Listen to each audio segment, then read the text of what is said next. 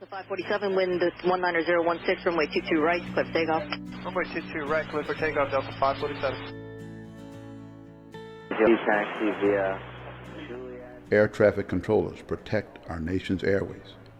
These are the stories of real air traffic controllers to boldly deliver a safe, orderly, and expeditious flow of air traffic from their departure point to their final destination. Wind 19016, runway 22 right, clear for takeoff. Runway 22 right, clear for takeoff, Delta 547.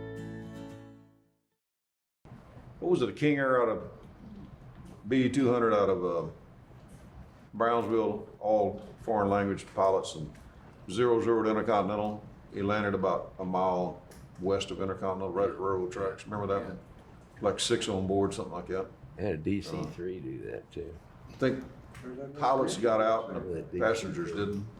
Now the Mitsubishi do the same thing. Yeah, Say I what? think there was something wrong over there, honestly. Now the Mitsubishi do the same thing on the west side. Yeah, It may have been a Mitsubishi. It was a foreign pilot. It was, we worked him. It's late at night. It's like 10 or 11 there were o'clock at night. several airplanes that crashed off of 8. With Waterwood National. A Hawker here landed, when I worked at Hobby, I worked here at Hobby in the 80s, and he had crashed here short of runway 4. Yeah, I was out here when that happened. And I was in the tower that morning. It was, and we didn't have any of the ASI, the ground radar, none of that stuff. You know, you couldn't see nothing. And so it was all just pilot reports. You know, Southwest taxiing out to 4, hold short of what, 1-2 right on Echo, hold report, holding short. And all those things. We didn't have any of the ground radar. And this guy's coming in. It was a Mexican Hawker, X-ray Alpha somebody, because the guy was having a hard time getting on the ILS. And sure enough, we couldn't even see the approach end of runway 4.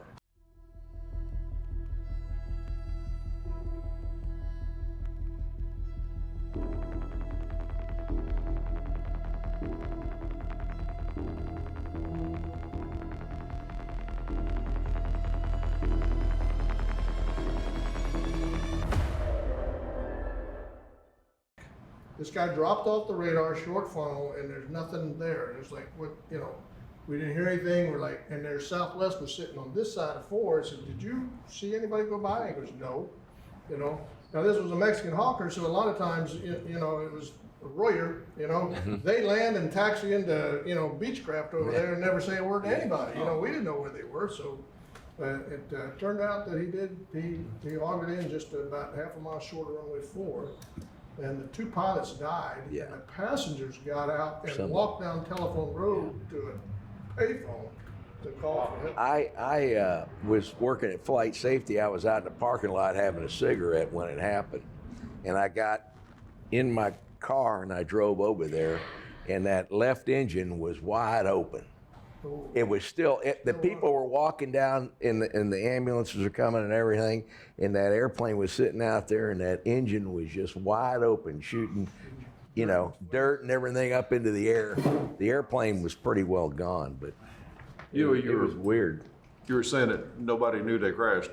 When I was in the Navy, I was at that time it was called a combat air crew guy, anti-submarine warfare operator, and so we were flying antique P5M2s, which are seaplanes, out of Bermuda. So we were detached to Key West one night, and we'd been there 2 or 3 days chasing subs out in the Gulf and missions. We bombed that fort out there, Anderson Key or something. We go around it, we're chasing sharks, and the things you make PDCs that go off underwater, go bam, bam, bam. That's three of them in a row is the International Signal Service and be recognized. So we were checking the sharks with that, seeing if they'd come. But anyway, it's about 11 o'clock at night. We come in and we have the guy in the right seat's the grandson of the president of Venezuela. I'll remember his name in it, Betancourt. He's flying the airplane. So I'm standing in the air station with a swimsuit on, with a headset on, because we're going to get in and get in the water because we've been out there 11 hours. And we're going to land on the sea lane, taxi in, make the buoy, then the crew pulls the airplane out backwards. First approach, the approach lights and the buoy lights and the sea lane were out. So, we're along, pull up, go around. Second approach, same damn thing. We got a full commander in the left seat. He's getting pissed. The third time around, he's going, put it in the water, put it in the water. And then, reverse, reverse, reverse. And now I'm hanging this way, my feet are that way. And we hit the seawall, jump the seawall, go about 20 yards. Right wing kind of bends back a little bit. We're like this. And Charlie Bono's working the goddamn tower, Key West. And they don't know we crashed. About 4 of us walked up the road on the Fleming Atoll about, I don't know, nobody's hurt. Airplane didn't burn or nothing, you know. And I find out 30 years later, Yep. talking to him, that he's working the damn tower.